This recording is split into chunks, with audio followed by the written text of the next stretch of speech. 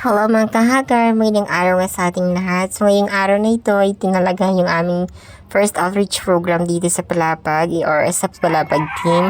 And sa mga kahagar, habang kami naglilinis ngayon dito sa Coastal Road, so may pupuntahan kaming lugar o barangay dito sa Palapag na nasunugan yung dalawang pamilya. So magbibigay kami doon ng kaunting tulong lamang dahil sa abot ng aming makakaya, dahil kami ay hindi pa naman ganong kilala or ganong sumasahod sa pagbablog. So kaunting tulong lamang, pero ma-okay na yan kaysa sa wala. So yung mga kahagar, habang kami naglilinis dito, from welcome to dito sa may malapit sa tulay ng Talalora. Ayan, so kasama natin ang buong team ng Palapag. Ayan, so hindi man nakadalo lahat, pero hopefully na next outreach program is mas madami pa kami. Ayan, at tulong-tulong. Ayan, so marami kaming nakuha mga basura, especially mga plastic na mga basura. Ayan, so kasama natin ang ating barangay captain ng barangay Maragano. Ayan, so andito yung mama ni Idol King Nax. Andito rin yung ating mga taga Kabatuan. Ayan, so kita nyo naman po. Ayan po.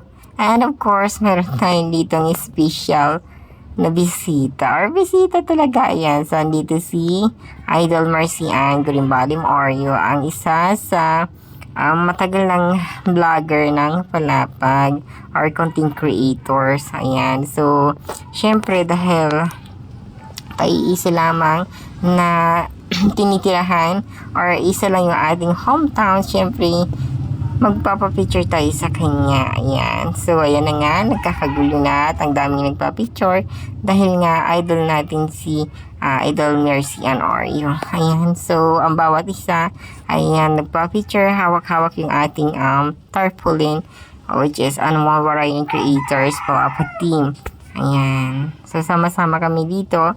Hindi pa kami kompleto dito, pero sana hopefully na mas marami pa kami next time. So ayan, so mas maganda yung marami ang tulong-tulong kasi para mas madali yung trabaho or ito yung assignment namin na ginawa. So yung mga kahagar, pagkatapos nga natin sa pamumulot ng mga basura or paglilinis sa coastal, so andito na kami po, nagdiretso kami sa barangay Sumore or sa kilalang barangay Tinampo.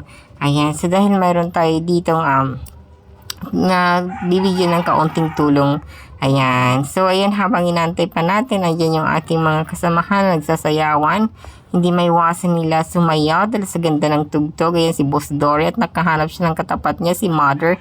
Ang galing-galing sumayaw. Oo, diba? Kita niyo naman, ganyan ang Pilipino. Masayahin lang lagi kahit marami tayong mga problema sa buhay. At ngayon mga kahagar, binisita nga natin dito or pinunta nga natin yung lugar or yung bahay na nasunog noong mga nakaraan lamang. Ayan, so dalawang pamilyang nakatira dito. Ayan, so ito po yung bahay na nasunog. So, mabait pa rin si Lord na hindi lumaki yung sunog. I mean, hindi na kumalat. So, dito lamang ang nasunog. Ayan, so yan, kitang-kita nyo naman na halos maabo naman lahat talaga yung bahay na tinirahan ng dalawang pamilya. Grabe, nakakapanglumo. Parang ang sakit sa dibdib na makita mo yung bahay na grabe talaga yung damage. Ayan, so kita nyo naman pati yung mga puno dyan. So, medyo nasunog din.